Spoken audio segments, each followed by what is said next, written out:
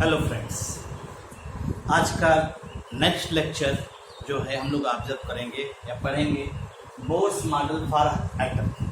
Bohr's model के बारे में पढ़ा जाएगा हम लोग। और इससे पहले जो आप जानते हैं कि रदरफोर्ड जी ने अपना मॉडल प्रपोज किया था। रदरफोर्ड जी के मॉडल का जो फेल्योर था, उनका जो फेल्योर था वो किस रीजन से था, इससे पहले के वीडियोज़ में, प्रीवियस वीडियोज़ में आपने ऑब्जर्व किया था। और उसमें उन्होंने स्टेबिलिटी ऑफ एटम्स के बारे में कोई इंफॉर्मेशन नहीं दिया था। मतलब उनको ये आइडिया नहीं था कि कैसे, जैसे उनका कॉन्सेप्ट अगर हम लोग ऑब्जर्व करें तो एक समय ऐसा आएगा कि एटम्स जो है कोलैप्स कर देगा, यानी एटम्स की स्टेबिलिटी को सही से एक्सप्लेन नहीं कर पाए थे। और जो हाइड्रोजन स्पेक्ट्रम है, लाइन स्पेक्ट्रम है, उसका भी इन्होंने सही एक्सप्लेनेशन नहीं दिया था। तो उन सभी प्रॉब्लम को सॉल्व करने के लिए यहाँ पे बोर्स जी ने अपना एक मॉडल प्रपोज किया और उस मॉडल को हम लोग बोर्स मॉडल कहते हैं।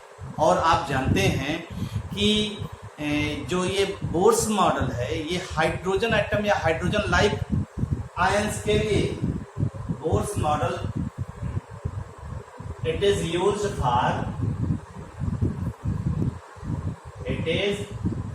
फॉर हाइड्रोजन एटम और हाइड्रोजन लाइक आयंस के लिए ही है।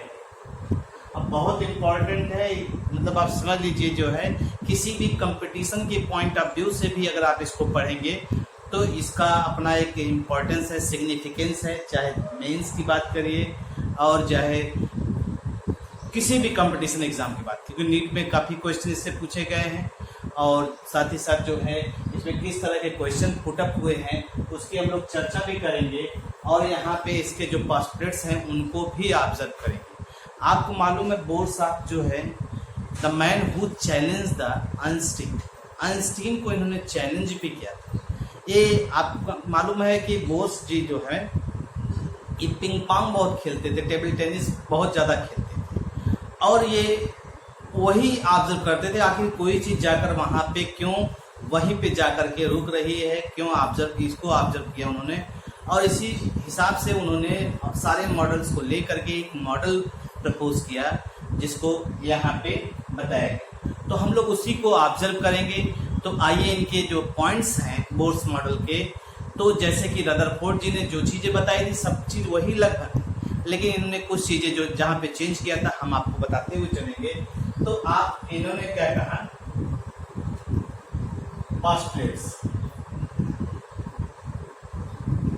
पास्टरेट्स जो है यानी इनका जो अपना कथन है, जो इन्होंने इस थ्योरी में बताया उसको जो है कैटेगराइज करके पॉइंट वाइज आप यहाँ पे पढ़ेंगे। और सबसे पहली चीज कि एटम के सेंटर में इन्होंने क्या कहा कि एटम है जो सेंटर, एटम है जो सेंटर, एटम का जो है एक सेंटर है और उस सेंटर को क्या कहते हैं, कार्ड न्यूक्लियस।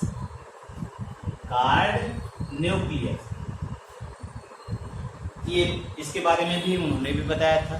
किसने? रदरफोर्ड जी ने। उन्होंने भी कहा था atoms, Rutherford alpha scattering experiment आपने पढ़ा था, उन्होंने भी बताया था कि जो है एटम के सेंटर में एक हैवी पॉजिटिव डेंस सेंटर होता है, तो जिसमें पूरा का पूरा मास जो है एटम का कन्फाइंड रहता है। तो वही चीज है, atom has a centre called nucleus. Her atom में एक सेंटर होगा जिसे हम लोग क्या कहेंगे, न्यूक्लियस कहेंगे।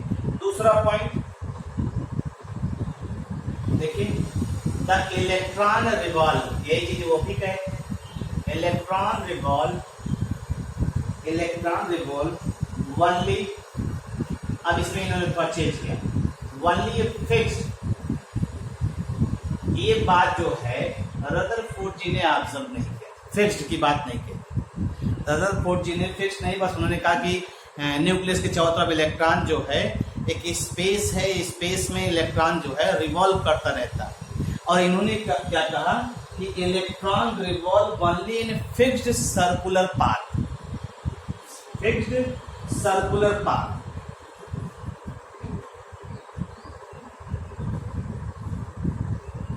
पाथ्स, और पाथ को आपने क्या नाम दिया, ऑर्बिट्स, सर्कुलर पाथ। ठीक है भाई, with fixed energy and fixed velocity. ये भी बहुत कहा इन्होंने, with fixed energy and fixed velocity, यानी जो एनर्जी और वेलोसिटी होगी वो इलेक्ट्रॉन के बारे में बताया था। Electron revolve only in a fixed circular path orbits with fixed energy and fixed velocity. ये चीज इन्होंने बताया था। रदरफोर्ड जी ने इस चीज को नहीं बताया था, बस यही इनका, इसी पॉइंट की वजह से इनका आप समझिए बोर्स मॉडल भी फेल्योर होने से बचा। अगर इन्होंने भी ऐसे ही कर दिया होता तो इनका भी मॉडल जो है रदरफोर्ड की तरह ही डिस्कार्ड कर दिया जाता। तो इसमें अब देखिए ये चीज हो गया। तो ये दो पॉइंट हैं कि इसका मतलब हो गया हर एटम के सेंटर में एक न्यूक्लियस, ठीक, हर एटम के सेंटर में हम लोग न्यूक्लियस ऑब्जर्व करें। हर एटम के सेंटर में न्यूक्लियस है और न्यूक्लियस में एक सिलेक्टेड सर्कुलर पाथ है जिसमें इलेक्ट्रॉन क्या करेगा, रिवॉल्व करेगा।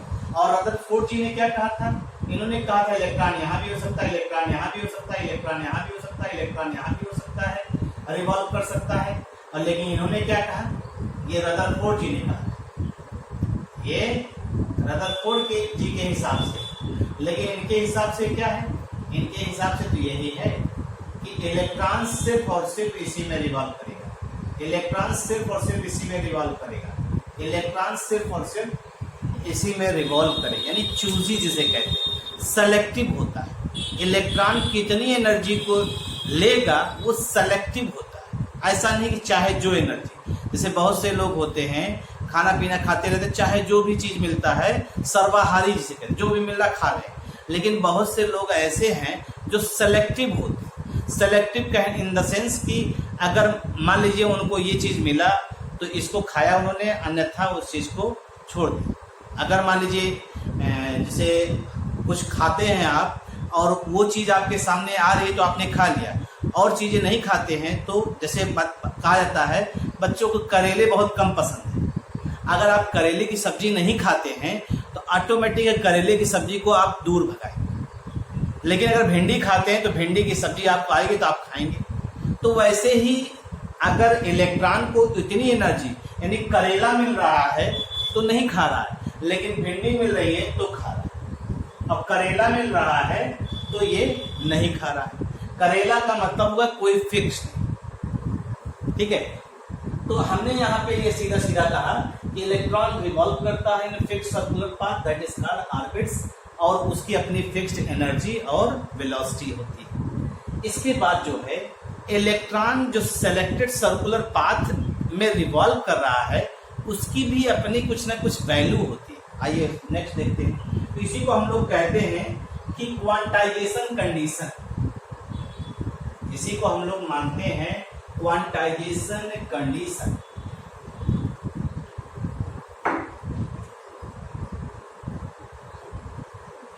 क्वांटाइजेशन कंडीशन, अगर क्वांटाइजेशन कंडीशन की हम लोग बात करें, यानी क्वांटाइज की मतलब, क्वांटाइज मतलब फिक्स की बात हो रही है, तो इन्होंने क्या कहा, इसके हिसाब से क्या कहा गया, इलेक्ट्रॉन तो रिवॉल्व करता है सेलेक्टेड सर्कुलर पाथ में, लेकिन उन्हीं सेलेक्टेड सर्कुलर पाथ में रिवॉल्व करेगा जिनका एंगुलर मोमेंटम h/2 का होल मल्टीपल हो। यानी इलेक्ट्रॉन रिवॉल्व, वैल्यू आ गई, मतलब वैल्यू आ गई, आपको वैल्यू मिल गई कि इलेक्ट्रॉन जो है वहीं रिवॉल्व कर रहा है जिनके ऑर्बिट का जो एंगुलर मोमेंटम है वो क्या है, किसके बराबर है, h/2 का होल मल्टीपल। तीसरा पॉइंट देखिए, electron revolve in those orbits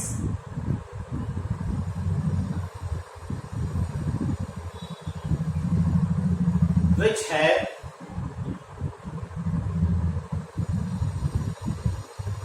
which have the angular momentum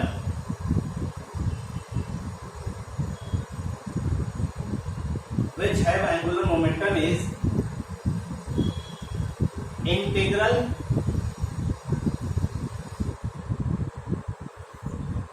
whole number of h upon 2 पाई। यानी इलेक्ट्रॉन रिवॉल्व उन्हीं ऑर्बिट्स में कर रहा है जिनका angular momentum h upon 2 pi का whole number multiple.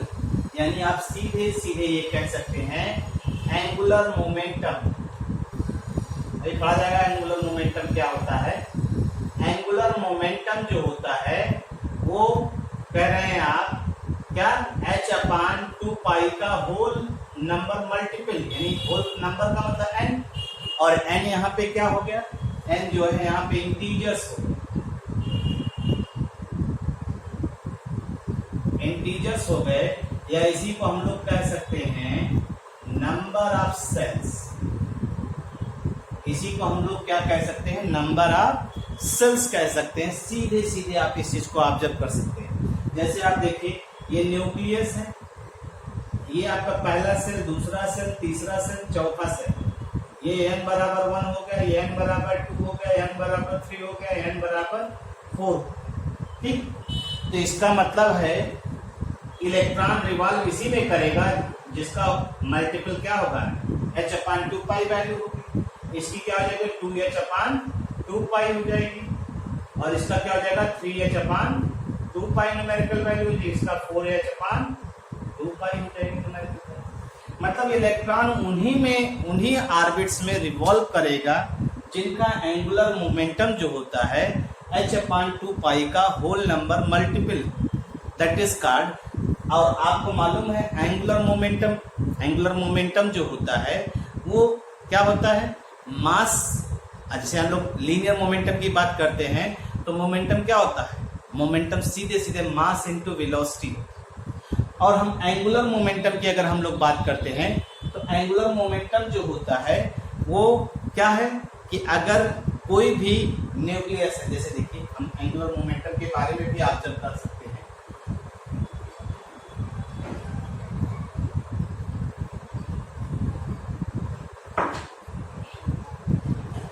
Angular momentum जो होता है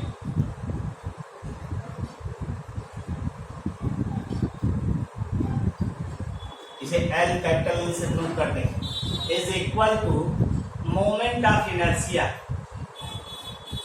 मोमेंट ऑफ इनर्शिया। इसे हम लोग किससे डिनोट करते हैं, I से, और इनटू आपका क्या हो जाता है angular velocity,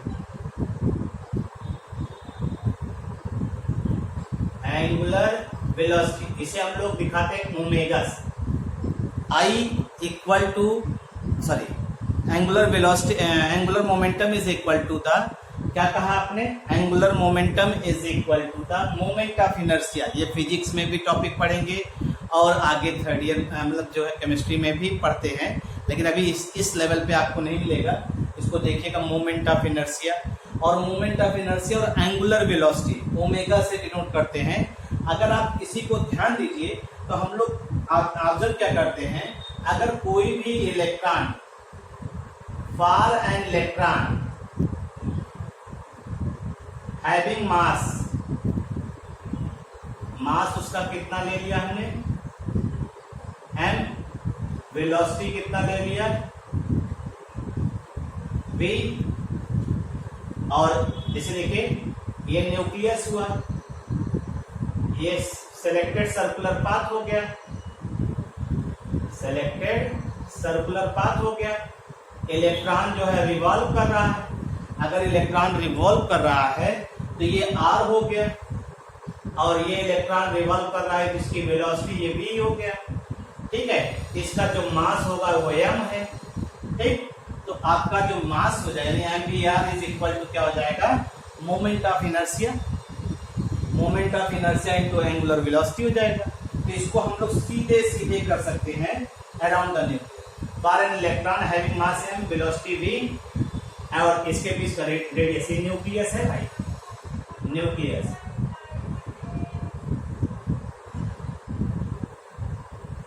for an electron having mass and velocity v at radius, radius कितना है r, moving around the nucleus, moving around the nucleus. आप जानते हैं I इज इक्वल टू होता है mr square, I moment of inertia, और omega square equal to होता है v अपॉन r, ये फार्मूला होता है।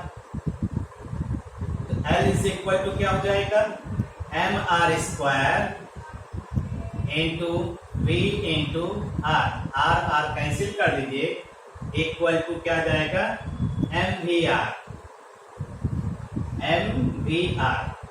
ये L की वैल्यू होगी। ये आपका एंगुलर मोमेंटम है, एंगुलर मोमेंटम, m जो है मास होता है, r जो है रेडियस हो गया आपका सीधे सीधे, और ये angular velocity v upon r से सीधे सीधे हम लोग ऑब्जर्व करते हैं। इसको आप ले करके अब देखिए एंगुलर मोमेंटम जो है mvr आ रहा है। अब ये एंगुलर मोमेंटम आपने निकाला था nh अपॉन 2 पाई, अगर दोनों को हम लोग यहां ले लें,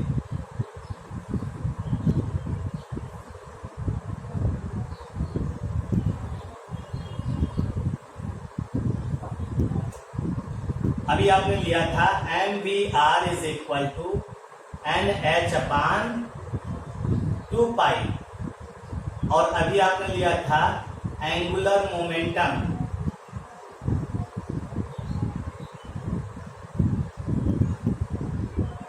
इज इक्वल टू कितना आया भाई आपका mvr आया। तो अगर दोनों को आप साथ साथ रख लीजिए तो ये आ जाएगा mvr, hence mvr is equal to nh upon 2 pi. ये आपका हो गया क्वांटाइजेशन कंडीशन, ये क्वांटाइजेशन की कंडीशन होती है, यानी जो इलेक्ट्रॉन है, इलेक्ट्रॉन रिवॉल्व उन्हीं में कर रहा है एंगुलर मोमेंटम जिसका angular momentum h upon 2 pi का होल नंबर मल्टीपल हो, और ये यहाँ पे दिखाई दे रहा है। इस चीज को आप ऑब्जर्व कर सकते हैं। इसी को हम लोग जो है इक्वेशन नंबर फर्स्ट कह रहे हैं, ये बोहर क्वांटाइजेशन कंडीशन है, Bohr quantization condition, important reaction है भाई ये, बोहर क्वांटाइजेशन कंडीशन, और इसे आप अलग लिख लीजिए, इसको आप जो है अलग कर लीजिए, ये काम आएगा आपके, ठीक। अभी फार्मूला कैलकुलेट करने के लिए ये आपका इक्वेशन आ गया mvr is equal to nh upon 2 pi, equation number 1। इसको छोड़ दिया है, वहीं पे रहने दीजिए, इसको पढ़ा, उसकी बात जो है अभी चर्चा बाद में किया जाएगा। तो ये इक्वेशन 1 आ गया।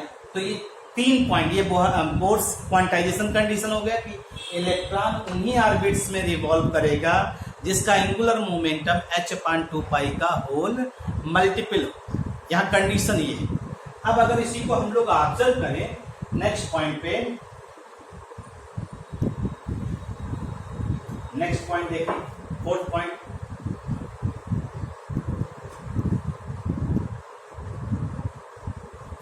आपको ये मालूम है इलेक्ट्रॉन जो होता है उस पर नेगेटिव चार्ज, इलेक्ट्रॉन जो होता है उस पर नेगेटिव चार्ज होता है, इलेक्ट्रॉन पे नेगेटिव चार्ज है, ये तो आप जान ही रहे हैं, इलेक्ट्रॉन पे नेगेटिव चार्ज है। इसके अलावा जो है आप अगर ध्यान दीजिए, इलेक्ट्रॉन जो रिवॉल्व कर रहा है जिसके सराउंडिंग, यानी न्यूक्लियस के सराउंडिंग, न्यूक्लियस पे पॉजिटिव चार्ज है। तो आपको मालूम है प्लस और माइनस के बीच में, यानी कैटायन और एनायन या प्लस और माइनस के बीच में हमेशा इलेक्ट्रोस्टैटिक फोर्स ऑफ अट्रैक्शन लगता है, और इलेक्ट्रोस्टैटिक फोर्स ऑफ अट्रैक्शन इनके बीच में ऑपरेट, ठीक है। इसी की चर्चा हम लोग कह रहे हैं नेक्स्ट 4th पॉइंट पे, while electron revolving,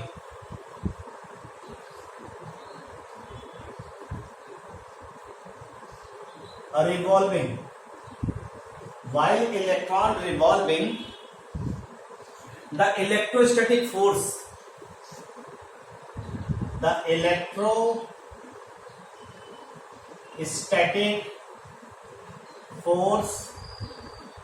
between the electron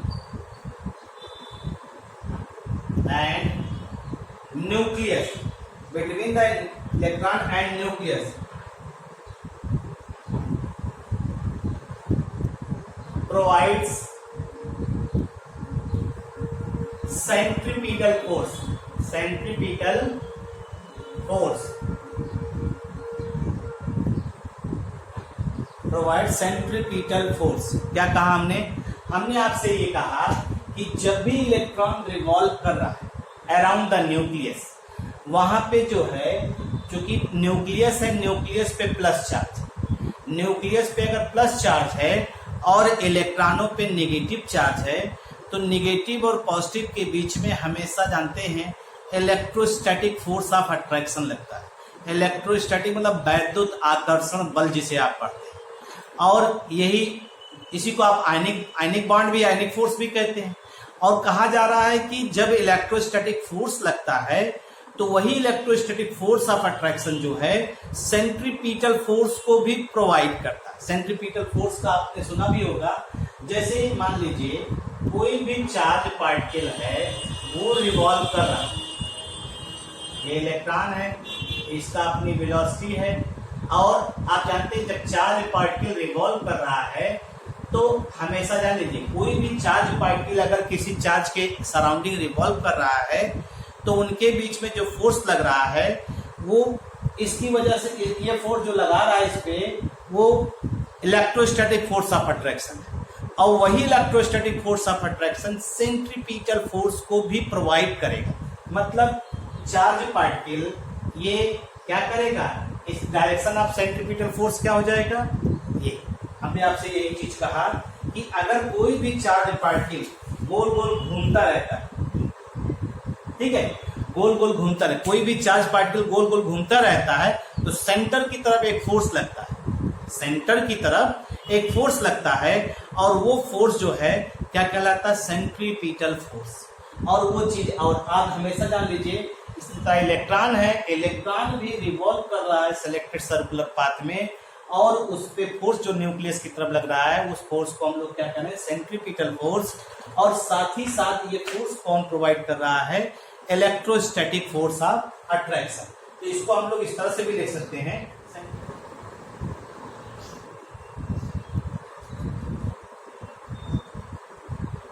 ठीक।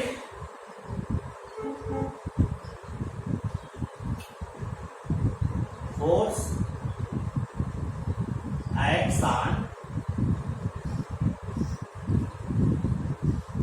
acts on a body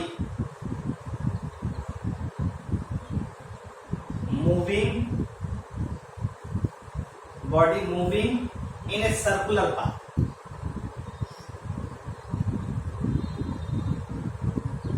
In a circular path and is directed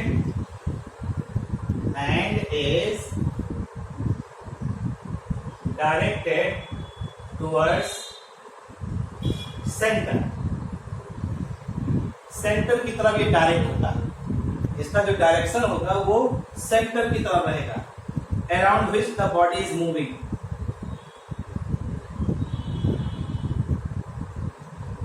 the body is, और शुद्ध देसी भाषा में अगर समझना हो, कोई भी चार्ज पार्टिकल गोल गोल घूमता है किसी चार्ज के चारों तरफ, तो एक फोर्स लगता है, उस फोर्स को हम लोग सेंट्रीपिटल फोर्स कहते हैं, और उसका डायरेक्शन क्या होता है, उसका डायरेक्शन सेंटर की तरफ होता है। बस इतने समझ लीजिए, बहुत है, आपको ज्यादा दिक्कत नहीं है। गोल गोल घूमना चार्ज पार्टिकल का, सेंटर की तरफ फोर्स का लगना, that is centripetal force.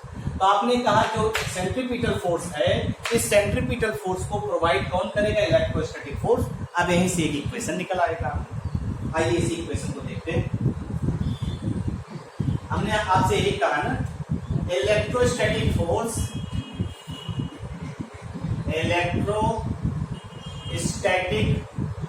force provides what? Centripetal force.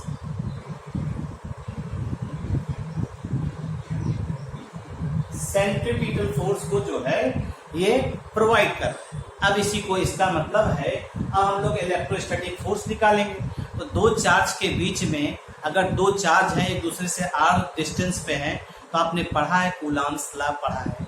तो आइए देखते हैं, पहले इलेक्ट्रोस्टैटिक फोर्स देखेंगे, फिर सेंट्रीपिटल देखेंगे, क्योंकि दोनों एक दूसरे के बराबर हैं। दोनों को इक्वेट करके एक इक्वेशन यहाँ निकालेंगे। जैसे पहला इक्वेशन आया ऐसे दूसरा भी आएगा। आइए देखते हैं, ठीक। तो जैसे देखिए दो चार्ज पार्टिकल हैं, इसकी चार्ज को हमने Q1 और इसे Q2 ले लिया, और इनके बीच की डिस्टेंस को हम लोग दिखा रहे हैं R। इनके बीच की डिस्टेंस को हम लोग क्या दिखा रहे हैं? R दिखा रहे हैं। अगर आप इसी को ध्यान दीजिए तो आपने पढ़ा होगा F is equal to 1/4 pi epsilon 0 Q1 into Q2 upon R square. ये पढ़ा होगा, नहीं पढ़ा होगा जाए रहिए। दो चार्ज के बीच में जो फोर्स लगता है, force between two charge, force between two charges, ये आपका हो गया। एप्सिलॉन भी कांस्टेंट होता है, आप जानते ही। Q1 और Q2 जो है वो चार्ज है जो दो आपने लिया है, R जो है वो डिस्टेंस है। तो ये फोर्स हो गया, और इस फोर्स को हम लोग क्या कह सकते हैं? कूलॉम्स लॉ के थ्रू ये आपने किया है, ठीक है। और जो सेंट्रीपिटल फोर्स होता है, या आप कहिए ऐसे, अब देखिए ध्यान से, ये न्यूक्लियस है, ध्यान दीजिएगा, और न्यूक्लियस के चारों तरफ इलेक्ट्रॉन जो है वो रिवॉल्व कर रहा है। न्यूक्लियस तो किसी भी, अगर गौर करने की बात यहाँ पे देखिए जरा ध्यान से, कि अगर हम लोग यहाँ पे सपोज करते हैं किसी भी एटम्स के न्यूक्लियस में कितने प्रोटॉन प्रेजेंट हैं, वो कैसे हम लोग पता करते हैं? Number of proton in nucleus, कैसे आप पता करते हैं? Is equal to the atomic number. Atomic number अगर हमें पता चल जाए तो हमें नंबर ऑफ प्रोटॉन के बारे में जानकारी हो जाएगी। तो अगर हम इसी चीज को ध्यान दें तो यहाँ पर जो चार्ज होगा, अब ध्यान दीजिएगा, तो नंबर ऑफ प्रोटॉन बराबर कितना है? मान लीजिए एटॉमिक नंबर किससे डिनोट करते हैं? जेड से। एटॉमिक नंबर को जेड से, और जेड के अलावा आपको मालूम है जो चार्ज होता है, charge of electron equal to होता है किसके? चार्ज ऑफ प्रोटॉन होता है, सुना है ना इसको? Charge of electron is equal to charge of proton. अंतर क्या होता है? ये माइनस में होता है और ये क्या होता है? प्लस में। तो अगर हम लोग बात करें न्यूक्लियस की बात करें, तो किसी भी न्यूक्लियस को लेना है तो उसमें तो एक तो प्रोटॉनों की संख्या ये जेड बताएगा, और साथ ही साथ उस पर जो चार्ज होगा वो क्या बताएगा? ई क्यों बता रहा है? क्योंकि ई जो है वो चार्ज ऑफ इलेक्ट्रॉन है, लेकिन यहाँ पॉजिटिव है, जिसके आगे क्या लगा देंगे? Plus Z. यानी जो न्यूक्लियस का जो फोर्स होगा, ये इसको हम लोग किससे डिनोट करेंगे? जेड ई से। इसे हम लोग किससे डिनोट करेंगे? जेड ई से। यानी इस चार्ज, इस न्यूक्लियस पे का जो चार्ज है वो प्लस जेड ई है, और इलेक्ट्रॉन का जो चार्ज है वो ई माइनस क्यों ई है। तो अगर हम लोग इसी को ध्यान दें यहाँ पे, तो जो जेड ई है इसे हम लोग न्यूक्लियर चार्ज कहते हैं, प्लस जेड ई को हम लोग क्या कहेंगे? Nucleus charge. ये सब चीजें ध्यान रखिएगा भाई, ये सब छोटी छोटी चीजें हैं जिनको हम लोग अभी धीरे धीरे ऑब्जर्व करेंगे। हमने आपसे सिर्फ यही कहा कि किसी भी एटम्स में जो प्रोटॉन होते हैं, किसी भी एटम्स में जो प्रोटॉन होते हैं, उनकी संख्या अगर आपको पता करना है तो एटॉमिक नंबर हमें मालूम होना चाहिए। और एटॉमिक नंबर का सिंबल क्या होता है? जेड। जेड से सिंबलाइज करते हैं उसे। और आपको मालूम है प्रोटॉन का जो चार्ज होता है वो इलेक्ट्रॉन के चार्ज के बराबर होता है। अगर उसी क्राइटेरिया को अप्लाई करें तो हम लोग लिख सकते हैं जेड नंबर ऑफ प्रोटॉन और प्लस प्रोटॉन का चार्ज दोनों मिला के क्या हुआ प्लस जेड। प्लस इसलिए लगाया क्योंकि प्रोटॉन पे चार्ज क्या होता है पॉजिटिव होता है। तो ये हो गया, तो यानी एक चार्ज पार्टिकल ये हो गया प्लस जेड ई और एक चार्ज पार्टिकल ये ई। तो एक प्लस जेड ई हो गया, जेड ई हो जाएगा और ये ई हो जाएगा और इन दोनों के बीच की डिस्टेंस क्या हो जाएगी आर स्क्वायर। तो अगर हम इसी को लिखना चाहें तो इसे कह सकते हैं एफ इलेक्ट्रो स्टैटिक बराबर 1/4 पाई एप्सिलॉन 0 ये हो जाएगा Z E into E upon R square. ठीक हो जाएगा भाई, जेड ई इसका चार्ज हो गया और इलेक्ट्रॉनिक चार्ज। अब अगर दोनों को लिख लीजिए तो ये फार्मूला आ जाएगा 4 pi epsilon 0 Z E square upon R square F electro.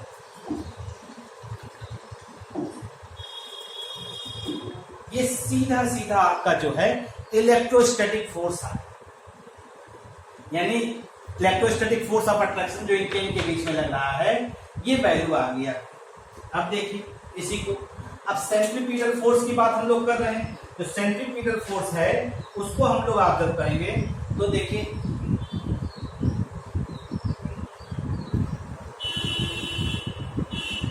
एक एक चीज को आप ध्यान से देखते हुए चलिए, आपको आइडिया हो जाएगा। बहुत ज्यादा दिक्कत नहीं होगी लेकिन आपको ध्यान देना, और सिर्फ रफली अगर पढ़ाई लिखाई कर रहे हैं तो कोई फायदा नहीं। तो सेंट्रीपिटल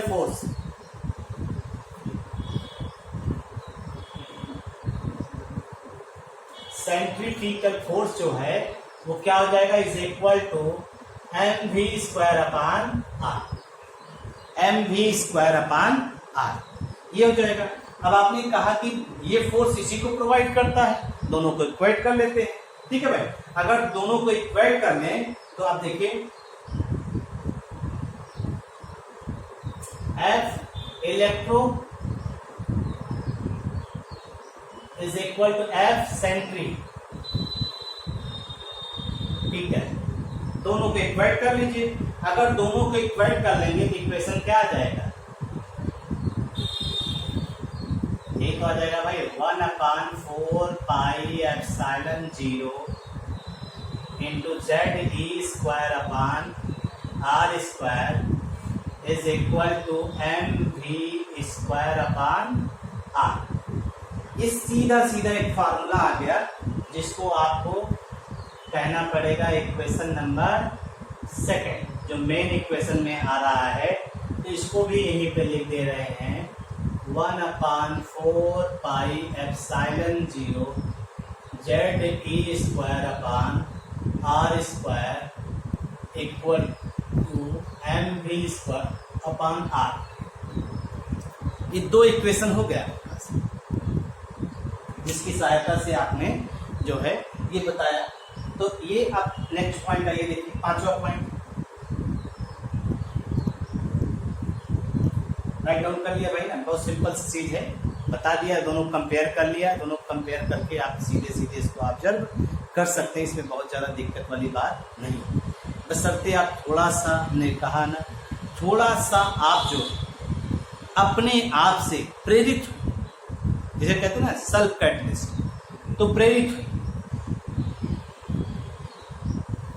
अब नेक्स्ट आइए, नेक्स्ट इसी में नेक्स्ट पॉइंट है फिफ्थ पॉइंट।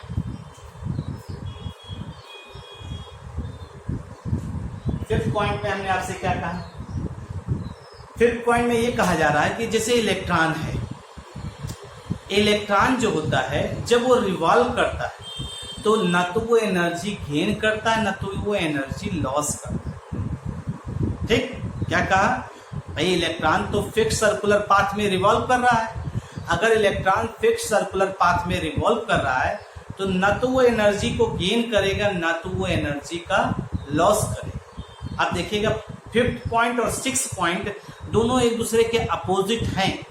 यहाँ पे हम ये कह रहे हैं, वहाँ पे वो बात आ रही है, लेकिन उसके कहने के सेंस में थोड़े से डिफरेंस है, इसको आपको समझना है। तो यहाँ पे क्या कहा जा रहा है, इलेक्ट्रॉन अगर सेलेक्टेड सर्कुलर पाथ में रिवॉल्व कर रहा है तो रिवॉल्व करने की वजह से उसके एनर्जी में कोई भी चेंज नहीं होता। रदरफोर्ड जी ने क्या कहा था, अगर कोई भी चार्ज पार्टिकल किसी चार्ज के सराउंडिंग रिवॉल्व कर रहा है तो धीरे धीरे उसकी एनर्जी क्या होगी, कम होती जाएगी और एक स्टेज ऐसा आएगा धीरे धीरे जाकर के वो ओवर कोलैप्स कर ले, वो कोलैप्स कर जाएगा। तो यहाँ पे ये सिचुएशन आई और यहाँ पे ऐसा कुछ नहीं। इन्होंने क्या कहा, जिससे ने क्या कहा था, फेलियर होने के लिए कुछ पॉइंटों को इन्होंने ध्यान रखा।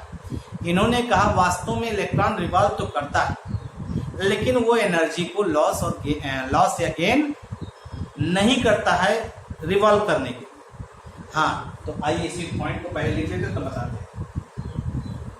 While electron revolving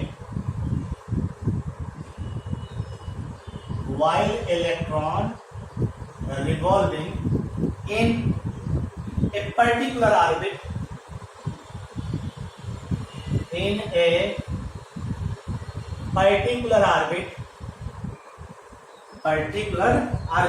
an electron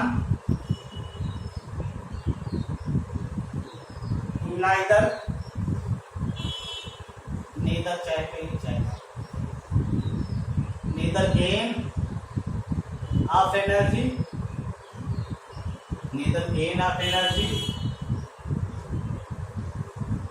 nor loss of energy, neither gain of energy nor loss of energy। ठीक, और इन्होंने कहा किसी भी ऑर्बिट की जो energy of N orbit is fixed. जो एनर्जी किसी ऑर्बिट की होती है वो फिक्स होती है, energy of N orbit is fixed. और इसीलिए कहा इन्होंने it can not change with time. ऐसा नहीं कि समय बीतने के साथ इसका एनर्जी चेंज हो जाएगा, इट कैन नॉट चेंज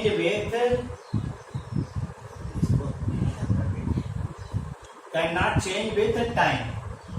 और इसीलिए आप जानते हैं इसे स्टेशनरी लेवल कहा, इसी वजह से that's why shell are also called, that's why shells are also called stationary shells. इसीलिए उन सबको स्टेशनरी सेल का या स्टेशनरी एनर्जी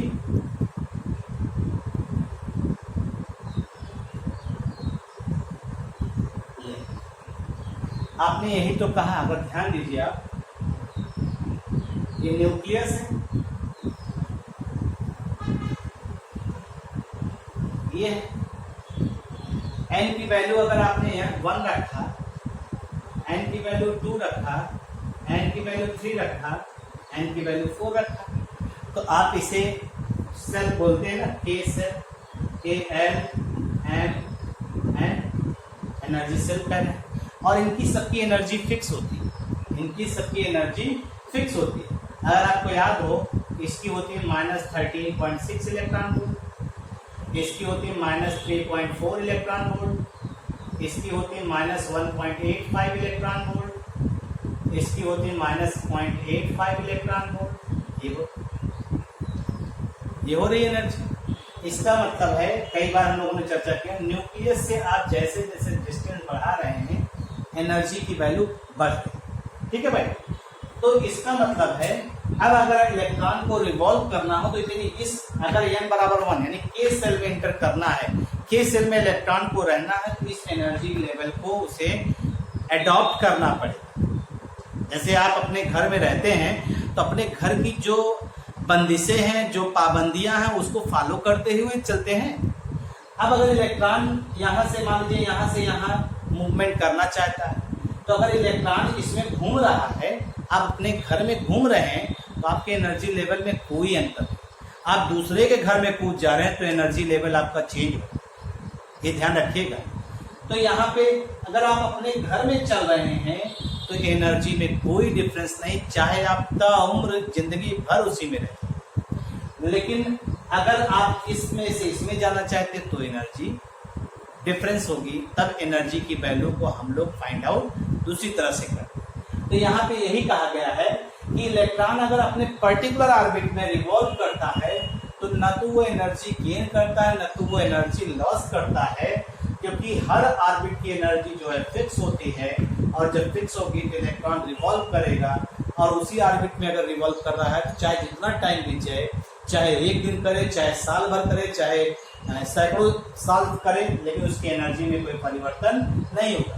तो ऐसे सेल को हम लोग क्या कहते हैं? स्टेशनरी एनर्जी सेल या स्टेशनरी एनर्जी लेवल कहते हैं, जिनकी एनर्जी वैल्यू क्या होती है? फिक्स होती है।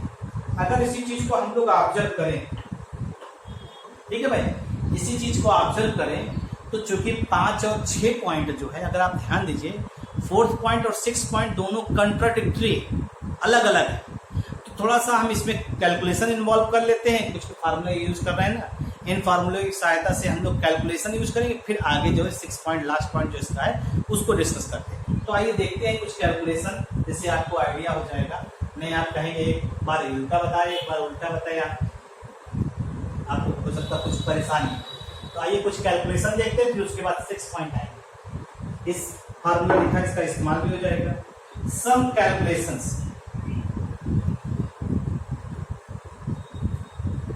सम कैलकुलेशंस, कैलकुलेशंस किस चीज? जैसे हम लोग क्या क्या पढ़ेंगे, जैसे radius, radius of electron, velocity of electron, kinetic energy of electron, potential energy of electron, total energy of electron. इस सभी चीजों को हम लोग यहाँ पे कैलकुलेशन इसी फार्मूले की सहायता से आते। इसको राइट डाउन कर लीजिएगा, ये काफी इंपॉर्टेंट, ये आपके जो है कंपटीशन के पॉइंट ऑफ व्यू से भी, ये आपका कंपटीशन के पॉइंट ऑफ व्यू से भी है, इसमें कैलकुलेशन देखा जाएगा। तो सबसे पहला आइए देखते हैं रेडियस, एक एक करके देखेंगे। रेडियस थोड़ा तेज चलिए क्योंकि वीडियो बहुत तेज भाग रहा है, समय बहुत तेज भाग रहा है। Radius, radius of electron. अगर रेडियस की बात करते हैं तो पहले आप इक्वेशन फर्स्ट और सेकंड ले लीजिए। इक्वेशन फर्स्ट है mvr is equal to nh upon 2 और दूसरा है 1/4 pi epsilon 0 ZE square upon R square is equal to mv square upon R। इसे इक्वेशन नंबर 1 ले लीजिए, इसे इक्वेशन नंबर 2। कोई दिक्कत तो है नहीं, वही इक्वेशन उठा लिया, ठीक है भाई। अब कुछ करना नहीं आपको, पहले इक्वेशन को आप क्या कर दीजिए? स्क्वायर कर, square in both side. Equation first, square in both side.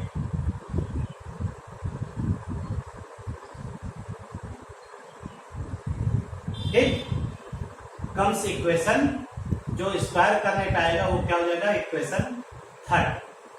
हम डायरेक्ट बता रहे हैं, इसको आप करिएगा। इक्वेशन थर्ड, और इक्वेशन थर्ड को डिवाइडेड बाय इक्वेशन सेकंड। ये कर, इतना आप सेल्फ ट्राई करिएगा, ठीक है, क्योंकि इस समय बहुत तेज भाग रहा है, नहीं तो फिर आगे एक पॉइंट नेक्स्ट वीडियो में अपलोड होगा। तो ये चीजें हो जाए अगर, तो आप इसको करेंगे तो कैंसिल आउट बहुत सी चीजें होंगी। कैंसिल आउट होने के बाद जो आपका आएगा R बराबर, हम डायरेक्ट लिख दे रहे हैं, R बराबर n स्क्वायर h स्क्वायर, ये योर्स है।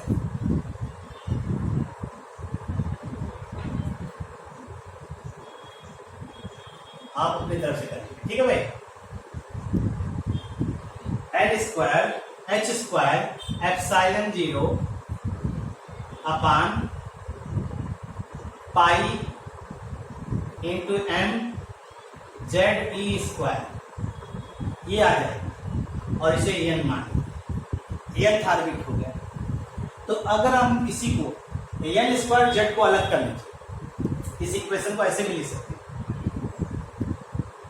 h square epsilon 0 upon pi M E square, इसको एक साथ कर लीजिए और यहां रख लीजिए into N square upon Z. ऐसे भी कर सकते हैं। अब आप ध्यान दीजिए प्लैंक्स कांस्टेंट, ये एप्सिलॉन जीरो ये भी कांस्टेंट है, पाई कांस्टेंट है, यहाँ मास ऑफ इलेक्ट्रॉन कांस्टेंट है, ये ई स्क्वायर कांस्टेंट है। इस पूरा का पूरा क्या हो जाएगा, all the quantity are constant, और इसी को सॉल्व कर एंड सॉल्विंग इट, अगर इसी को सॉल्व कर देंगे तो आप जानते हैं आर एन की वैल्यू क्या आ रही है, आ रही 0.53 into N square upon Z, और ये एंगस्ट्रॉम में है, ये रेडियस हो। अगर आपको याद हो बुक में कहीं कहीं ये लिखा 0.529 एंगस्ट्रॉम, ये लिखा इज इक्वल टू 0.53 एंगस्ट्रॉम कर दिया, कोई दिक्कत नहीं, आप इतना कैलकुलेशन के लिए इतना आ गया। नंबर एक क्या आ गया, रेडियस। रेडियस ये एन क्या है, सेल नंबर ऑफ एन बराबर 1, एन बराबर 2, एन बराबर 3, एन बराबर 4 रख सकते हैं यहाँ एन की वैल्यू, और हाइड्रोजन एटम के लिए जेड की वैल्यू क्या होगी 1, आप रख सकते हैं। तो क्वेश्चन हम आपको दे रहे हैं, आप खुद ट्राई करें इसको, आप इस तरह क्वेश्चन को सॉल्व नहीं कराया जाएगा भाई, आप खुद करिए। Find radius of, find radius of first, second, third, fourth shell of,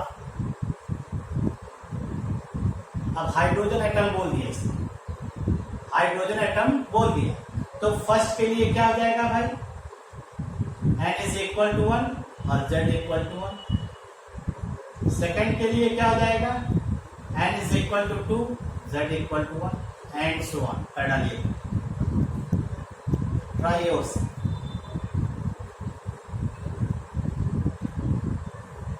आप इसको खुद करें, ठीक। तो ये आपका जो है इस तरह से कैलकुलेशन ये हो गया। अब इसी के आगे चलते हैं, एक इक्वेशन ये हो गया भाई, ये रेडियस आपका हो गया, रेडियस ऑफ एन इलेक्ट्रॉन, मतलब इलेक्ट्रॉन किस सेल में प्रेजेंट है और उस सेल का रेडियस क्या है ये बताएगा आपको। अब नेक्स्ट है ये velocity of an electron, velocity of an electron,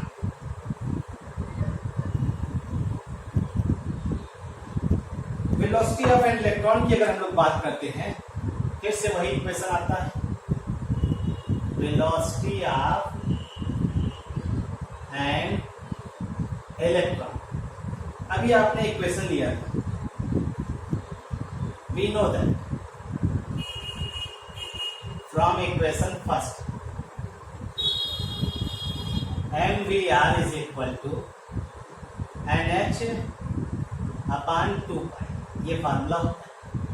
हमें वेलोसिटी निकालना है और हम यहाँ पे r की वैल्यू निकाल चुके हैं, r की वैल्यू सब्स्टिट्यूट कर दीजिए, फिर से आपकी वेलोसिटी आ जाए, ठीक है भाई।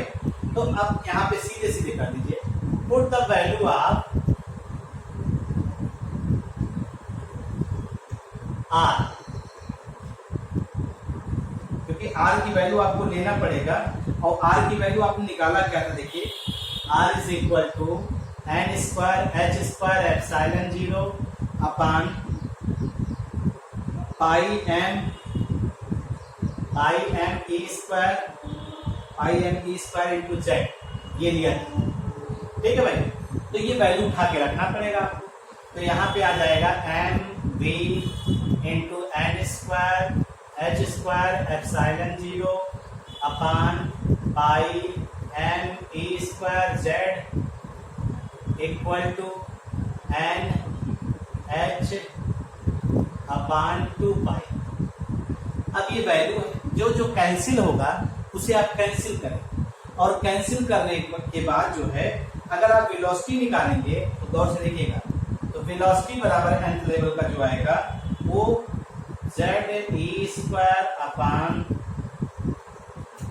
2h एप्सिलॉन 0 इंटू n, या इसी को लिख सकते हैं आर। जेड और एन को हमेशा हम लोग बाहर निकालेंगे, तो जेड एटॉमिक नंबर है, ई इलेक्ट्रॉनिक चार्ज, ठीक है, और एन जो है सेल की संख्या है, सेल नंबर ऑफ सेल्स है। तो अभी बचेगा क्या, ई स्क्वायर अपान 2h एप्सिलॉन 0, ये हो गया, और इंटू क्या कर देंगे, जेड इंटू एन, ये देखिए ध्यान से, जेड इंटू एन कर दिए, ये भी क्या हो जाएगा इलेक्ट्रॉनिक चार्ज 2h एप्सिलॉन, सब कांस्टेंट है, ये भी वैल्यू क्या होगी आपकी, all the values are constant. Solve it, solve it. अगर इसको सॉल्व आप करते हैं तो जो nth लेवल का जो वेलोसिटी आएगी वो सॉल्व करने में लगभग वैल्यू आ रही इसकी 2.18 into 10 power 6 into Z into N metre पर सेकेंड। ये आपका वेलोसिटी है, ये आपका वेलोसिटी आ गया। देखिए वेलोसिटी आपने कैलकुलेट कर लिया सीधे सीधे यहाँ पे, ठीक है भाई। अब इसके बाद जो है हम लोग यहाँ पे जो ऑब्जर्व करने चल रहे हैं वेलोसिटी के बाद, अब वेलोसिटी के बाद हम लोग फिर एनर्जी पे आते हैं। एनर्जी दो तरह से हम लोग ऑब्जर्व करेंगे, काइनेटिक एनर्जी और पोटेंशियल एनर्जी, फिर टोटल एनर्जी, दोनों को सम कर देंगे। टोटल एनर्जी देखना है, इसको भी देखते हैं, ऐसे क्वेश्चन लिख लीजिए, उसको करिएगा घर पे। घर पे वैसे भी आपको करना नहीं है लेकिन फिर भी करिएगा। Question, speed of electron, calculate the speed of electron in first orbit, in first orbit of hydrogen atom, second orbit of hydrogen atom. इसको आप अपने आप से करिए, ठीक, हाइड्रोजन एटम, और and helium plus lithium plus 2 और बेरिलियम 3। इसके लिए जेड चेंज करें, जेड कितना आएगा 2, इसके लिए जेड कितना आएगा 3, बाकी वही चीज, बाकी सब वही। जेड चेंज हो रहा है क्योंकि ये सब हाइड्रोजन लाइक आयंस, ठीक है, इनका एटॉमिक नंबर चेंज होता है तो जेड चेंज हो जाएगा, बाकी एन की वैल्यू 2 ही रहेगा। सॉल्व कर दीजिएगा, जो भी वैल्यू आ जाएगा। नेक्स्ट आइए, अब इसके बाद आपका है टोटल एनर्जी ऑफ सेल।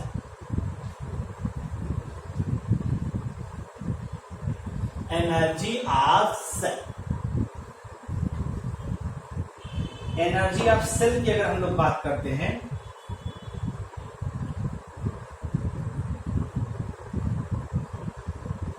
अभी आप देखिएगा एनर्जी दो तरह की आपने बताया।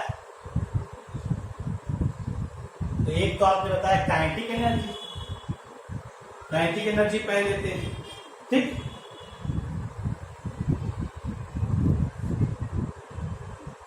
तो काइनेटिक एनर्जी की अगर हम लोग बात करते हैं तो आप जानते हैं काइनेटिक एनर्जी बराबर क्या होता है, हाफ mv स्क्वायर, बस हो गया। देखिए हाफ mv स्क्वायर, v की वैल्यू आपने कैलकुलेट किया है, सब्स्टिट्यूट कर दीजिए, सब्स्टिट्यूट करने पर आपको काइनेटिक एनर्जी मिल जाएगी। तो रखिए, पुट द वैल्यू ऑफ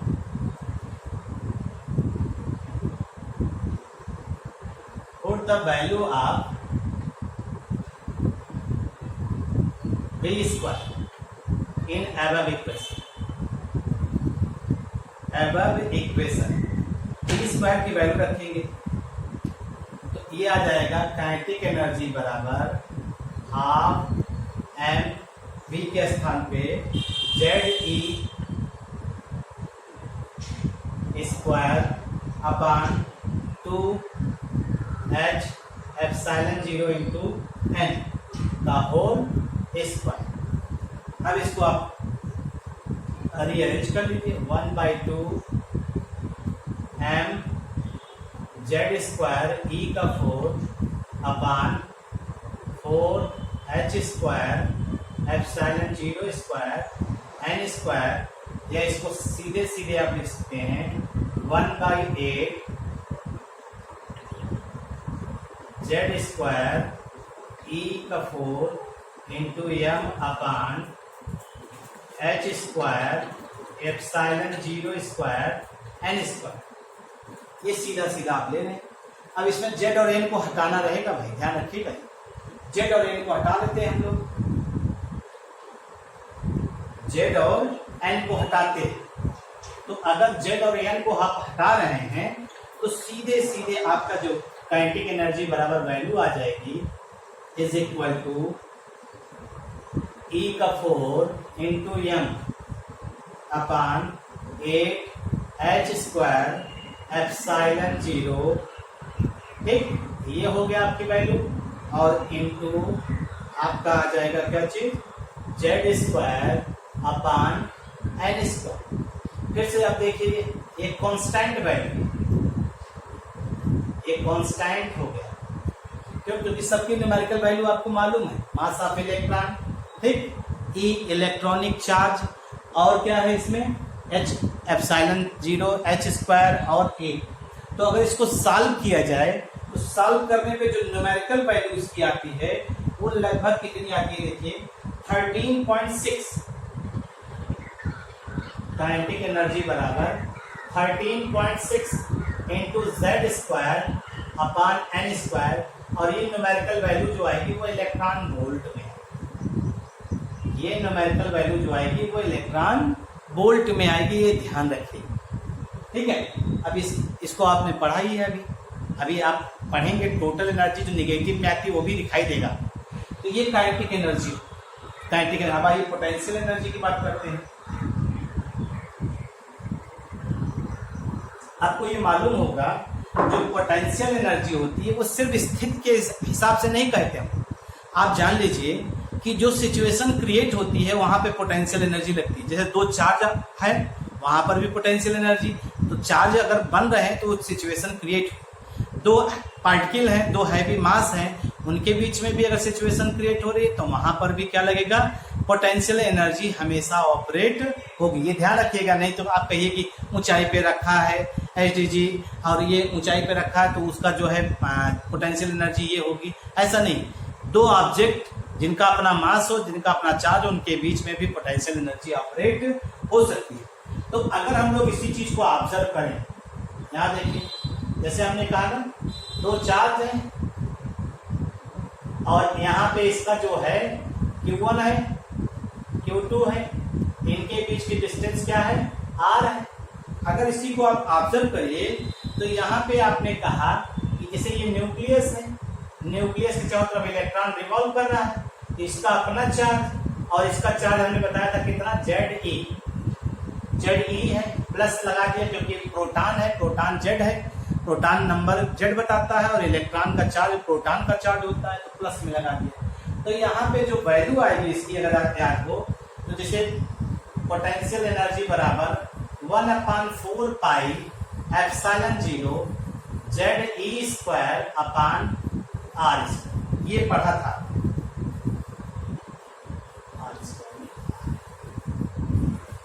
ये आपने पढ़ा, या इसको कह दीजिए इस तरह से E और ZE अलग। अब इसको आप लिख सकते हैं 1/4 पाई एप्सिलॉन 0, ये R यहाँ पे स्क्वायर में है, ये ध्यान रखिएगा, पोटेंशियल एनर्जी के लिए वहां इलेक्ट्रोस्टैटिक फोर्स दूसरा है। अब यहाँ पे क्या हो जाएगा, इसको हम लोग ZE² अपान R कर रहे हैं, ये पोटेंशियल एनर्जी यहाँ पे ले रहे हैं, ठीक है भाई। अगर हम लोग इसी चीज को ऑब्जर्व करें, इसे इक्वेशन नंबर फर्स्ट मान लेते हैं, इसे इक्वेशन नंबर फर्स्ट मान लीजिए, और अगर इसे इक्वेशन नंबर फर्स्ट मान लीजिए तो आप R की वैल्यू जानते हैं, we know that R is equal to N square H² epsilon 0 upon pi m ZE²। अब इसी की वैल्यू उठा के रख दीजिए, अगर इसी की वैल्यू उठा के रखते हैं तब देखिए क्या होता है,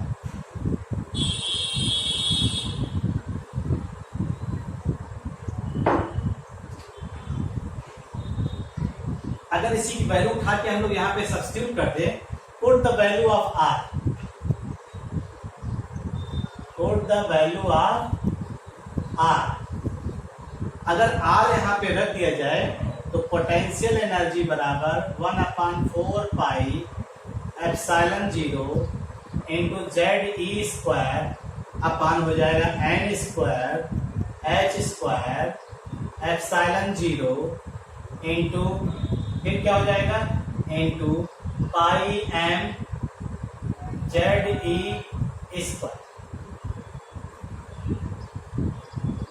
पाई M ZE²।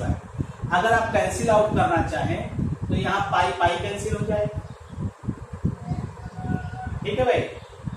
और क्या कैंसिल हो सकता है देख रहे हैं आप, कुछ M है ही नहीं, ZE, चलिए जो भी है वो कैंसिल। ये इक्वेशन हो जाएगा, Z² हो जाएगा, E का 4 हो जाएगा, M हो जाएगा, 4 हो जाएगा, N² हो जाएगा, H² हो जाएगा, एप्सिलॉन 0²,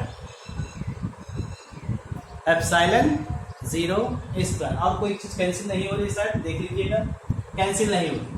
अब अगर आप इसी को ध्यान दीजिए तो यहाँ पे हमने कहा Z और N² को अलग करें, Z और N² को अगर आप अलग करते हैं तो आपको फिर से एक इक्वेशन दिखाई देगा, ध्यान दीजिएगा। अब इसे थोड़ा सिंप्लीफाई करते हैं।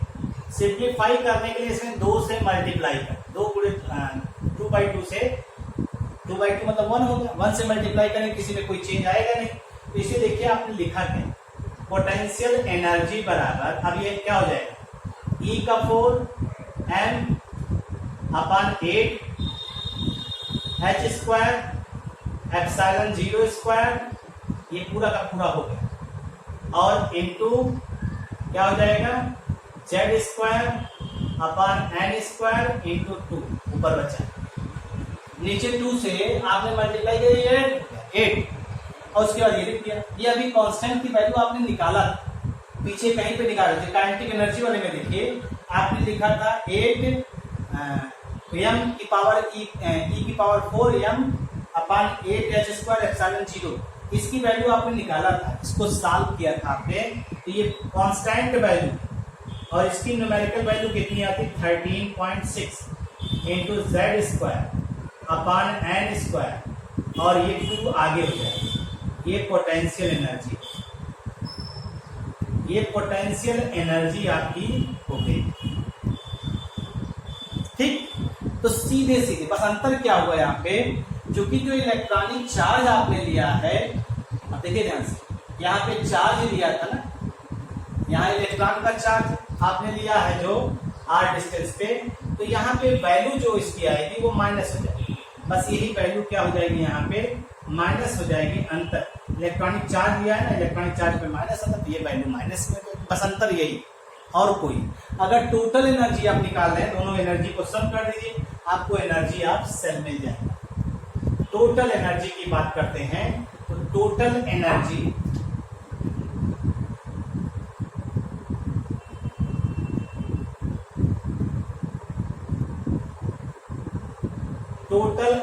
आप सेल की बात करते हैं, टोटल एनर्जी बराबर पोटेंशियल एनर्जी और plus kinetic energy. Potential energy तो आ गया माइनस में 2 into 13.6 into Z² upon N² आ रहा है ये, और प्लस वहां पे कितना था 13.6 इंटू Z² अपान N², तो ये 2 गुना है, यानी 13 गुना 26 हो जाएगा, 26 एक 27.2 हो जाएगा, उसमें 13 घटा दीजिए तो टोटल एनर्जी आ जाएगी आपकी, टोटल एनर्जी बराबर minus 13.6 into Z² upon N²। ये total energy of the shell आपको यहाँ पे मिल रही है, जिसको आप अभी तक आप ऑब्जर्व कर रहे थे और जिसको आप पढ़ते माइनस में न्यूमेरिकल वैल्यू दी गई।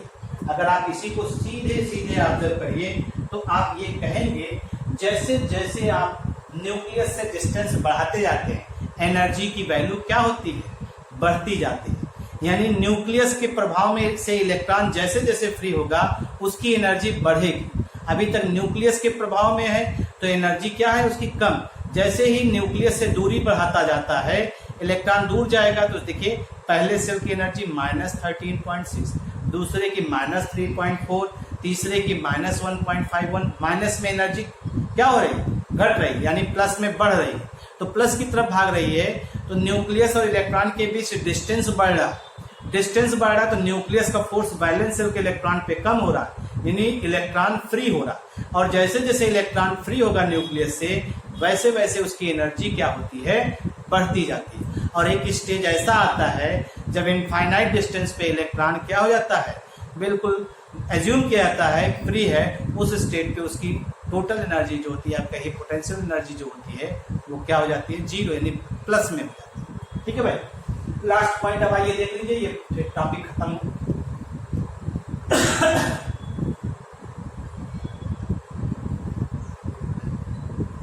काफी लेंथी था। अब ये कैलकुलेशन के बाद अब आइए नेक्स्ट लास्ट पॉइंट है, इसको देख लीजिए, फिर ये आपका चैप्टर मतलब टॉपिक खत्म। अभी आपने 5वें पॉइंट में कहा था इलेक्ट्रॉन अगर रिवॉल्व करेगा तो रिवॉल्व करने के फलस्वरूप वो कभी भी अपनी एनर्जी को न तो गेन करेगा न तो लॉस करेगा। यहाँ पर अगर इलेक्ट्रॉन की हम लोग बात कर रहे हैं, अगर इलेक्ट्रॉन को कहीं जाना हो, जैसे एक कमरे से दूसरे कमरे में जाना है, तो कुछ ना कुछ एनर्जी लेकर जाना पड़ेगी। तो वही चीज यहाँ पे कहा जा रहा है कि अगर ये न्यूक्लियस है,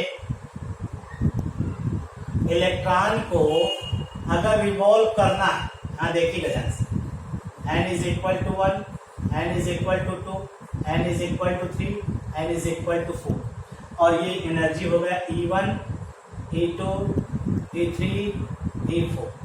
अब अगर इलेक्ट्रॉन को जाना है, तो जैसे इलेक्ट्रॉन यहाँ से यहाँ जाना चाहेगा, तो इतना डिफरेंस एनर्जी उसे मिलनी चाहिए। इसी को हम लोग क्वांटाइज कहते हैं, क्वांटाइजेशन ऑफ एनर्जी।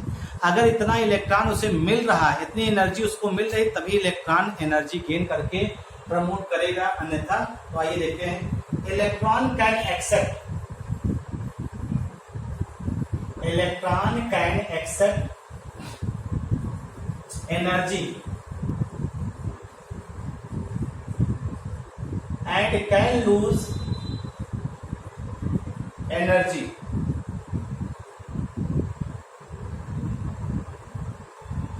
ठीक है, दोनों चीज कर सकता है, लेकिन कब, जब इलेक्ट्रॉन लोअर हायर लेवल से जाएगा lower level. If electron jump from lower level to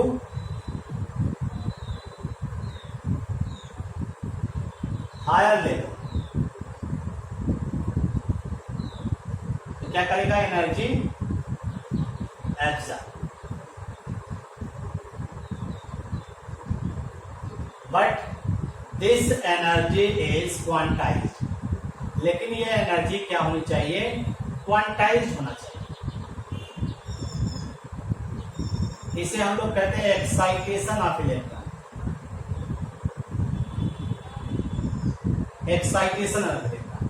मतलब यहाँ पे अगर इसको यहाँ से यहाँ जाना है, इसकी एनर्जी -13.6 है, इसकी एनर्जी -3.4 है, इनके डिफरेंस के बराबर एनर्जी मिलेगी तभी इलेक्ट्रॉन प्रमोट करेगा, अन्यथा इलेक्ट्रॉन प्रमोट नहीं करेगा।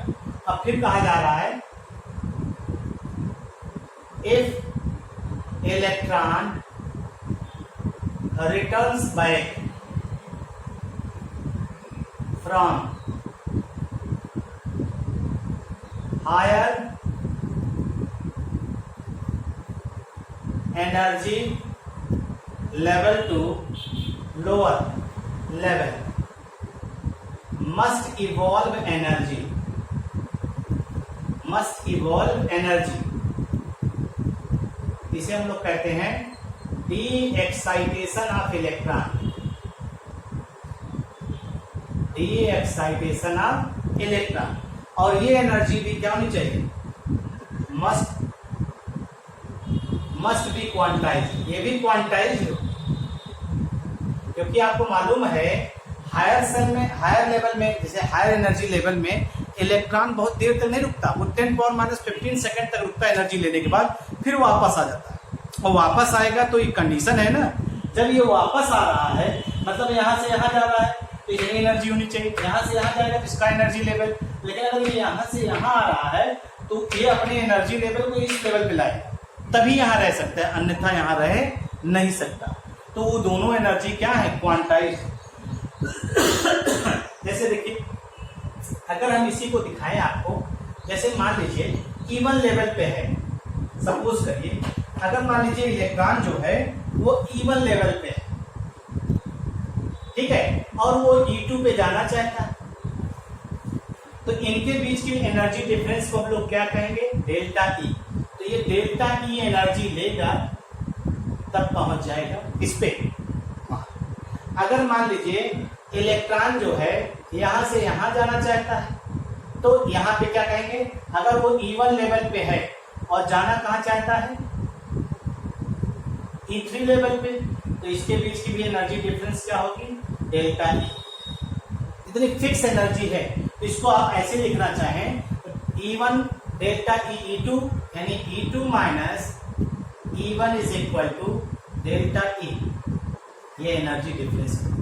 और this energy difference must be what, must be quantized, quantized होना चाहिए। ये एनर्जी डिफरेंस क्या होगा, मस्ट बी क्वांटाइज्ड है। इसी तरह से आप इसको ऑब्जर्व कर सकते हैं। तो ये इनका जो है बोर्स मॉडल का जो है हाइड्रोजन एटम के लिए है, इसको आप ऑब्जर्व करिएगा, पढ़िएगा। आज बहुत बड़ा हो गया लेक्चर बन गया हो गया आपका, इसको थोड़ा ध्यान से पढ़िएगा। इसमें तमाम चीजें हैं जिसको आप पढ़ रहे हैं। तो ये बोर्स मॉडल आपका यहाँ पे खत्म हुआ, इतना पढ़िए। बाकी कमेंट बॉक्स में अगर आपको पसंद आया हो, आपको समझ में आया तो कमेंट बॉक्स में जाकर के कमेंट के द्वारा आप हमको इंस्पायर करिए, हमको इनिशिएट करिए कि हमारा वीडियो बनाना आपके लिए जो है चरितार्थ है या आपको उससे फायदा हो रहा है। वरना आप घर में बैठे पढ़ रहे हैं, क्या कर रहे हैं, ये हमको जानकारी तो है नहीं।